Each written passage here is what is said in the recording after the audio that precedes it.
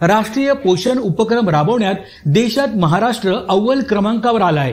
या कार्यक्रमांतर्गत महिला व बालकांच्या आहाराच्या संदर्भात गैरसमज दूर करण्याचा प्रयत्न केला गेला। विशेष करून अॅनिमिया आजाराच्या संदर्भात अंगणवाड्यांच्या माध्यमातून महिलांमध्ये जागृती करण्यात येत आहे। यामध्ये 10,516 अंगणवाडी केंद्रांमधून ही जागृती सुरू आहे।